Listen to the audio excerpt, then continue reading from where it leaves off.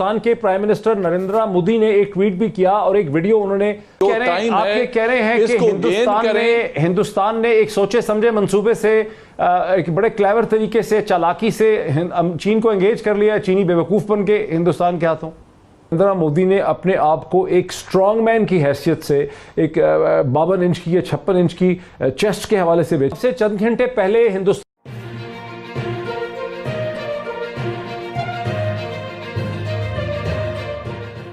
के prime minister Narendra Modi ने एक ट्वीट भी किया और एक वीडियो उन्होंने बयान अपना इशू किया 45 सेकंड का, जिसमें उन्होंने कहा कि हिंदुस्तान जो है वो शांति का, अमन का ख्वाह है, लेकिन उसे कमजोर ना समझा जाए और उसको प्रोवोक किया जाएगा तो हिंदुस्तान बड़ा हार्ड हिट करेगा। ये कहा है आज नरेंद्र मोदी ने, अब से कुछ 6 घंटे पहले। जो दो इतने बड़ी दुनिया की मोस्ट पॉपुलस कंट्री, दोनों सवा अरब के ममालिक हैं और दोनों न्यूक्लियर पावर्स हैं, दोनों इस खिते में सबसे बड़ी मिलिट्री पावर्स हैं। गुज़िश्ता 24 घंटे में सारी दुनिया की निगाहें हिंदुस्तान और चीन के दरमियान बॉर्डर स्टैंड ऑफ पे हैं, जहां गुज़िश्ता 24 घंटे पहले कम से कम 20 हिंदुस्तानी सिपाही, जिसमें एक सीनियर कर्नल भी शामिल हैं, वो मारे जा चुके हैं। हिंदुस्तान कहता है कि चीन के भी बहुत से फौजी इसमें मारे गए हैं। ये वो सूरत हाल है जो गुज़िश्ता 5 हफ्तों से मसलसल चल रही है। आप इस डेवलपमेंट को कैसे देख रहे हैं? देखिए, ये बहुत इंपॉर्टेंट डेवलपमेंट है। मैं समझता हूँ 1962 के बाद, ठीक है, इसके बाद उनका क्लैश हुआ था, इससे पहले भी 77 में, 67 में भी, लेकिन इस नौयत का तो कभी भी नहीं हुआ। और इसके कई फैक्टर्स हैं।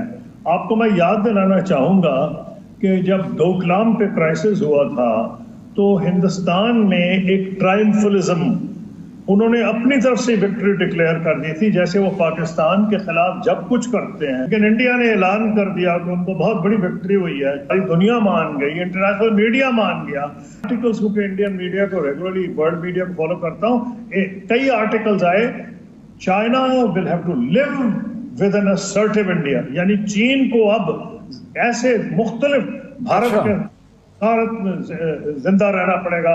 एक भारत ने दिखा दिया है हटा, लेकिन उन्होंने एक ये फिजा कायम की। ये फिजा क्यों कायम की है, ये सोचने की जरूरत है। उसकी वजह यह है कि जैसे अमेरिका और इनकी चाइना की बढ़ रही है कॉन्फ्रंटेशन, चाहे वो साउथ चाइना सी में हो, अब तो ट्रेड पे थी, ट्रेड के बाद अब कोरोना वायरस पे आ गई है, और प्रेसिडेंट ट्रंप और जो डेमोक्रेटिक नॉमिनी हैं बाइडन मुकाबला कर रहे हैं चीन को अटैक करने में।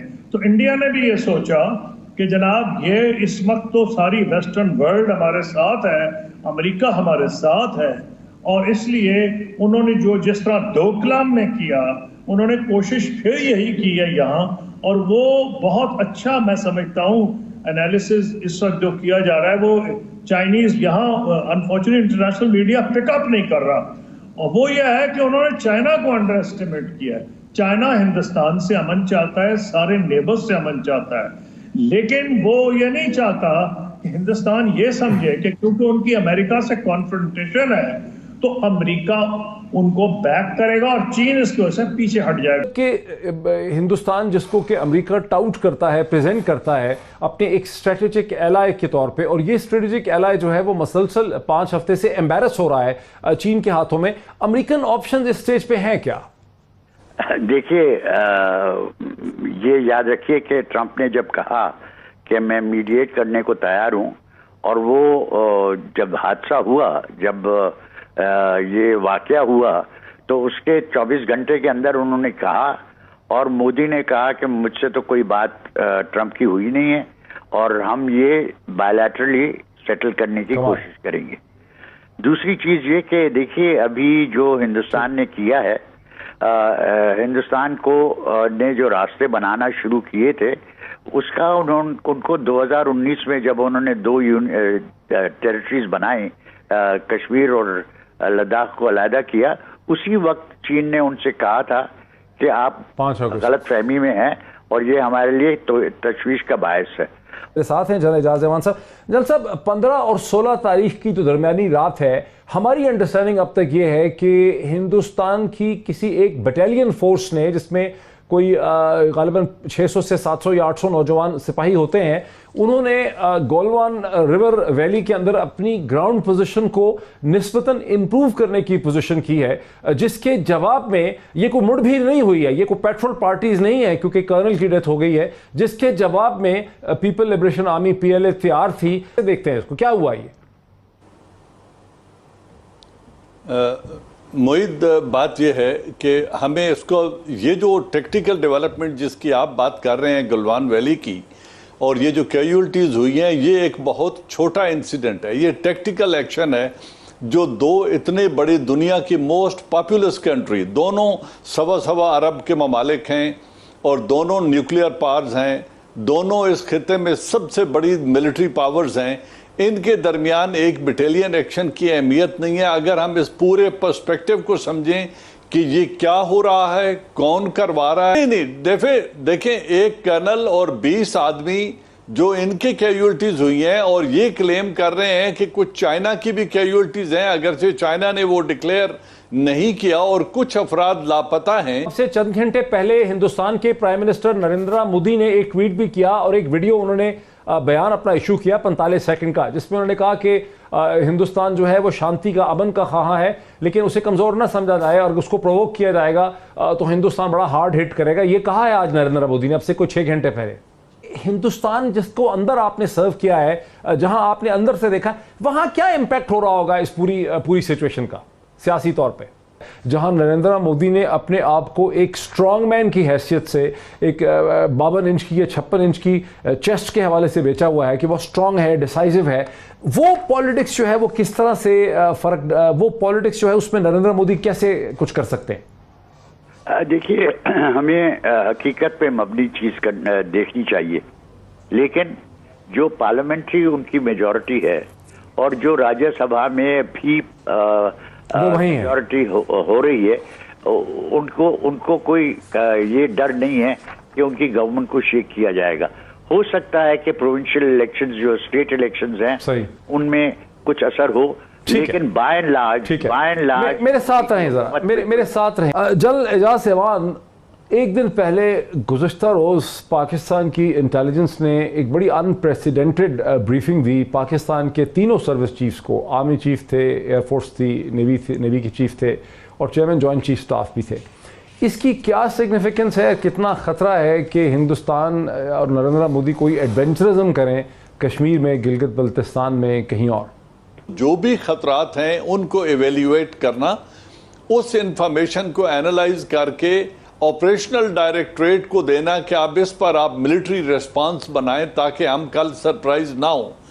ये ब्रीफिंग दी गई और यही वो एनवायरनमेंट जो रीजन में डेवलपमेंट हो रही है, जो हिंदुस्तान के अंदर हो गई है, जो पाकिस्तान को डायरेक्ट या इनडायरेक्ट खतरात हैं उनसे उन्होंने आगाह किया है। चाह रहा हूं कि हम बड़ा नैरो व्यू ले रहे हैं, हिंदुस्तान के अंदर कुछ नहीं होगा, उनकी हुकूमत बहुत स्टेबल है पॉलिटिकली, अपोजिशन उनकी मार्जिनलाइज्ड है, एडमिनिस्ट्रेशन, जुडिशरी और मैसेज हुकूमत वक्त के साथ खड़े हैं। देखिए, जो उन्होंने जो कुछ बाइट कर लिया है 370 एंड 35A के, उसको डाइजेस्ट करने के लिए वो अमेरिका की कंस्ट्रक्टिव एंगेजमेंट कर रहे हैं चाइना को कंटेन करने के लिए, क्योंकि वो कश्मीर को एब्जॉर्ब करना चाहते हैं। किसी किस्म का इंटरनेशनल डिप्लोमेटिक प्रेशर या प्यूनिटिव एक्शन को रोकने के लिए वो अमेरिका को अपीज कर रहे हैं, चाइना के साथ एक इशू को रेज करके। मकसद उनका है कि हम री इलेक्शन प्रेसिडेंट ट्रंप के दोबारा इंतखाब तक जो टाइम है, आप कह रहे हैं कि हिंदुस्तान ने एक सोचे समझे मंसूबे से, एक बड़े क्लेवर तरीके से, चालाकी से चीन को एंगेज कर लिया, चीनी बेवकूफ बन के हिंदुस्तान के हाथों।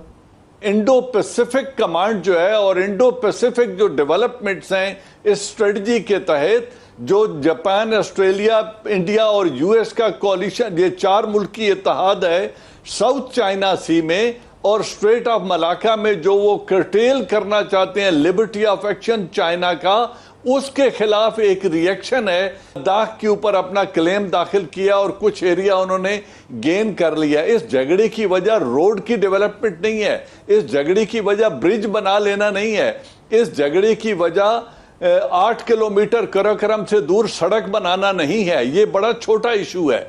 असल मकसद ये है कि जो ये रिवोक करने से 370 एंड 35A, उन्होंने लद्दाख को अपना टेरिटरी जब बना लिया, यूनियन टेरिटरी में शामिल कर लिया, तो बाय इम्प्लीकेशन उन्होंने चाइना के साथ इंटरनेशनल बॉर्डर को रीएडजस्ट करने के लिए एक बुनियाद रख दी है। क्योंकि जो लॉन्ग टर्म ऑब्जेक्टिव है इंडिया का, उसको समझने की जरूरत है। वो अभी कश्मीर को एब्जॉर्ब करेंगे और अगर प्रेसिडेंट ट्रंप री इलेक्ट हो जाते हैं तो चाइना के इस इंडियन ऑक्यूपाइड कश्मीर के अंदर उनके बेसिस बनेंगे और चाइना यूएस और इजराइल के स्टेक बिल्ड करके कश्मीर के अंदर वो डेवलपमेंट्स की जाएंगी जो रोड एंड बेल्ट इनिशिएटिव को और सी पैक को सैबोटेज करने के लिए एक परमानेंट थ्रेट क्रिएट करना चाहते हैं। वो ये है वो असल मकाम।